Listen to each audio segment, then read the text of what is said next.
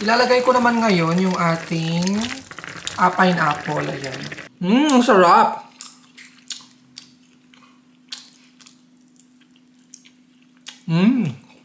Grabe! Hello guys! Welcome to my channel, Nathaniel Travels. Ngayon, magluluto tayo ng adobong rabbit with pineapple and patatas. Yun. Ayan. Ayan. Ang ating rabbit meat. Alam ko siyang i-prepare. Ayan.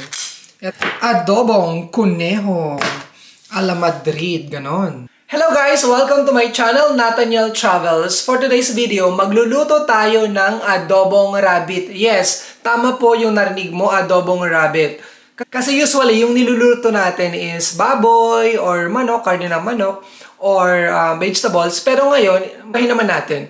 Adobong rabbit naman siya. Dito sa Spain, kinakain nila dito yung rabbit. Actually, hinahunt nila yan, yung mga rabbit.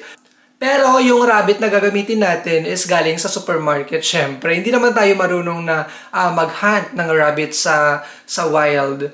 So, ipapakita ko sa inyo kung paano magluto ng adobong rabbit. So, eto na nga guys, yung ating mga ingredients. First, meron tayong karne. Ito yung rabbit na bilhin natin sa supermarket. Wala pa siyang 1 kilo. Tapos, meron din tayong patatas, mga 8 na piraso yan na maliliit. Siyempre, meron tayong onion at saka garlic. Yung garlic, mga 8 cloves. At saka yung half lang yung ginamit ko na onion. Itong bay leaves or yung laurel leaves, mga 8 pieces yan kasi maliliit naman siya. Lalagyan natin siya ng chunk na pineapple or pinya. Tapos, siyempre, oil. And meron tayong 8 teaspoon na soy sauce, ayan. Meron din tayong 1 kutsarang paminta, yung buo guys, yung gagamitin natin. Salt to taste, 1 basong tubig, ayan. Pwede namang dagdagan. And gagamitin natin yung tubig ng pinya. So yan yung ating mga ingredients sa pagluluto ng ating adobong rabbit. Ayan, sobrang excited na ako. Hindi ko alam kung magiging successful yung ating pagluluto ng adobong rabbit, guys. So, first time ko magluto ng adobong rabbit. So, let's go! So, eto na guys. Mag-uumpisa na tayo. So, maglalagay muna tayo ng mantika. Ayan. Dito sa ating pan. Ayan. Hayaan natin siyang uminit ng konti. So, ayan guys. Mainit na yung ating oil. Ilalagay na natin yung ating garlic. Yan. Lalagay na natin yung ating garlic. Antayin natin siyang mag-light brown. Antayin natin mag-light brown yung ating garlic. Ang bango. Sobrang bango talaga ng garlic. Ayan, ang bango niya.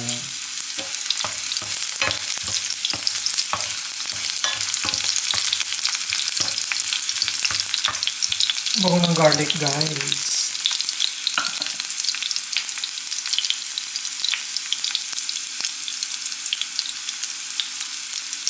Ayan, sobrang bango niya.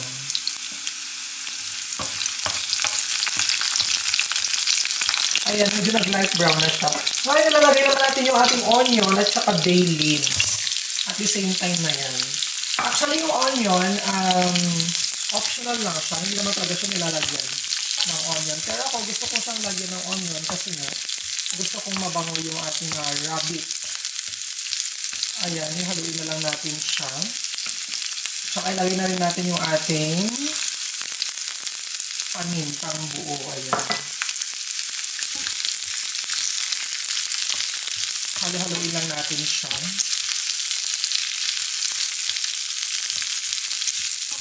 Ang bango ng amoy.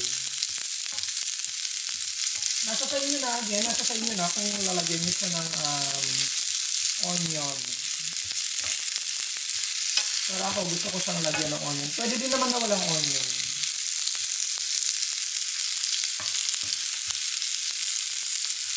Ayan, sobrang bango guys. Grabe. Ayan, super bango. Mukhang masarap yung ating adobong rabbit. Mga 20 seconds lang yan guys. Tapos ngayon, ilalagay naman natin yung ating karne ng rabbit. Ayan. Ilalagay na natin siya kalisa-lisa. Yung karne ng rabbit. Wow, bongga. Ayan.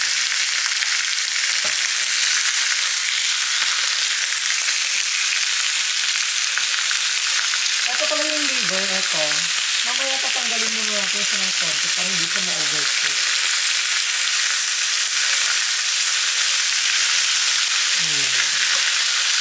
Halo-haloin lang natin siya guys. Mahirap din palang nagluluto habang nagbablog, no? Kasi yung isang kamay mo nakahawak din sa camera. And then itong mga karne, kailangan natin silang balik-balik. Ayan. Nagluluto ako ng adobo, pero first time ko magluto ng adobong rabbit or kuneho. So, tignan natin kung ano magiging lasa nito. Ayan. Although hindi naman talaga ako professional na chef or cook, pero siyempre, alam mo naman tayo mga Pilipino, diba? Sobrang love natin ang magluto ng kung ano-ano actually. Pwede tayong mag-invent pa ganyan. Ayan. Antayin lang natin siyang mag-light brown yung color ng ating rabbit. Ayan, maluluto na siya ng paisa-isa. Pwede natin i-adjust yung heat kung kailangan. Turn it down. Para hindi naman masunog yung ating garlic at saka yung karne. No? Ayan. Antayin lang natin light brown ng konti yung ating kuneho.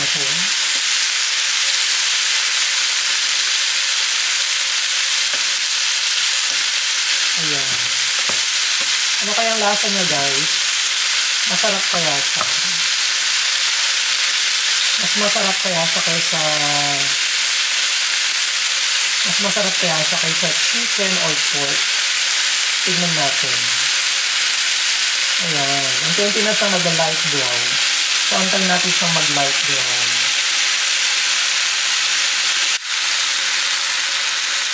So, ayan guys, mag-light brown muna siya. Hindi ko actually alam kung ano gagawin dito sa liver. So, isa-set aside muna natin siya. Baka ma-overcook. Ayan. So, ayan. Ngayon, since light brown na siya, magdadagdag na tayo ng water. Okay? Lalagay na natin yung ating water. Ayan. Isang baso hanggat isang baso't kalahati. Ganyan. Or dalawa. Tapos, aside from water, ilalagay na natin yung ating soy sauce. Tsaka, gagamitin natin yung tubig ng pinya. Ayan. Ayan. Ilagay ko na lang lahat. Yung tubig ng pinya. Hayaan natin siyang mag-boil, guys. Ayan. Wait natin na mag-boil siya. So, ayan guys, nagbo-boil na siya. Ilagay muna natin yung ating liver dito. Mamaya tatanggalin din natin. Kasi mas madali siyang naluluto. Ayan. Actually, hindi naman talaga ako professional na cook or chef. Ayun nga. Pero hindi naman siya super invention lang. Ayan. Tapos, habang ayan, naboboil siya, kukugaran muna natin siya, guys. Tapos, babaan natin yung heat. So, ayan guys, after 30 minutes, ayan, kumukulo pa rin siya. Ilalagay ko naman ngayon yung ating pineapple, ayan. Para ma-absorb ng karne yung pineapple. Ayan. Although gusto ko sanang ilagay at the end para hindi masyadong malusaw yung pineapple. Pero gusto kong i-absorb ng meat, ng rabbit meat yung pineapple. So ilalagay na natin mamaya. Para maliit ata itong aking ang aking pinaglagyan. Or masyado madami yung pineapple. So pwede nyo na rin siyang bawasan. Depende niya sa inyo. Pero kung mas malaki halimbawa yung gagamitin yung pangluto, So, pwede na siguro itong ganito kadaming pineapple. Kasi later, lalagay pa natin yung ating potato. So, baka hindi na siya magkasya. Ayan, guys. So, after a few minutes, ilalagay na natin ang ating potato, ang patatas. Ayan. Mas gusto ko yung kukunti lang yung natitirang tubig actually ng adobo. Para ang liit ng aking lutuan. Pero feel ko pwede naman. Lalagyan ko na lang siya ng top. Ayan. Sana maluto siya. Pwede namang dagdagan ng tubig. Ayan. May water pa naman siya. Ayan. Pero kung gusto niyo rin magdagdag ng water, pwede rin. Takpan muna natin siya. Ayan. Para mas maluto ng mabuti. Takpan muna natin. Ayan. So, ayan guys. After 50 minutes, luto ng ating adobo rabbit. Ayan. Bongga oh. Mukha siyang masarap talaga. So, ready na tayo na papakin ang ating adobong rabbit. Ayan guys, so luto na ang ating adobong rabbit. I'm so excited. So yan, papapakin na natin. So ano pang inaantay natin, di ba? So sana maging masarap siya. Tingnan natin kung anong lasa ng rabbit, ng adobong rabbit. Dito pala guys sa Spain, nagkaroon ako ng idea na magluto ng adobong rabbit. Kasi nagluto kami dati ng paella na may rabbit. Yung paella, yung famous food sa Valencia, Spain. Ngayon, naisipan ko na bakit kaya hindi ko siya gawing adobo? Since mahilig naman tayong mga Pinoy ng adobo, ayan, lulutuin natin yung rabbit na adobo. Ayan guys, kakain na tayo. So aside from ang ating adobong rabbit, syempre, papartner natin yan ng rice. So walang kawatayang rice. So ayan guys, kakain na tayo. Titikman na natin yung ating luto na adobong rabbit. Syempre, magkakamay tayo. Ayan. Ayan, kamay is life.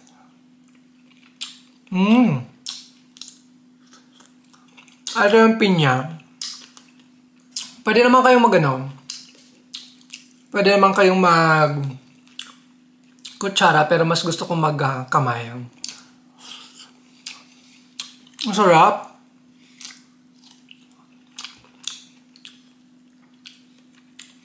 Wow, rabbit.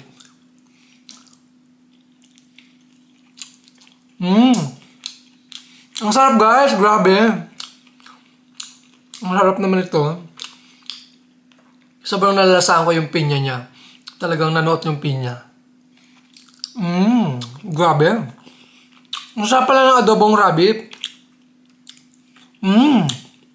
My God. First time ko kumain, masarap. Ayan, so may pinya siya. Tsaka patatas. Ang perfect. Tapos syempre yung rice, nalagyan natin siya ng sabaw. Grabe. So yun guys, lalagyan natin sa description box yung procedure tsaka yung mga ingredients para magaya din ninyo. Tsaka may share nyo yung recipe sa mga friends ninyo na gustong i-try ang adobong rabbit with pineapple tsaka patatas. Hindi naman ako graduate ng HRM, pero nakikita ko kasi yung nanay ko tsaka yung tatay ko dati na nagluluto ng mga Ilocano dishes, ganyan. Para siyang yung rabbit, para siyang manok. Masarap naman. Bongga. At saka masarap pati magkamay. Ito yung paa ng rabbit. Kakainin muna natin to. Ang sarap.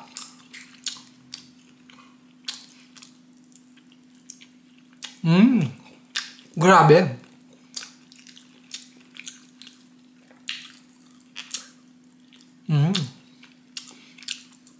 naging mukbang na yung ano ko, channel ko. Ayan. Mag-subscribe kayo ha. And don't forget to share. Harap naman ito.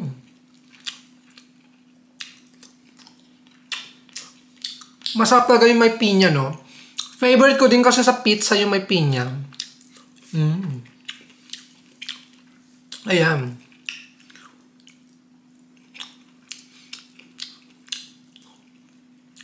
Actually, iniisip ko na maamoy siya, pero hindi naman siya maamoy.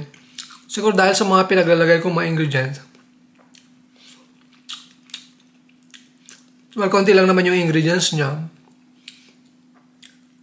Paminta. Feel ko nakatulong yung paminta tsaka bawang. Ayan guys, maraming salamat guys sa pagtutok sa ating adobong rabbit. Nathaniel Eats. Adobong rabbit with pineapple and patatas. Thank you for joining me. Please support my my channel and my videos. Ayan. Bongga naman. Solve na solve! Bye!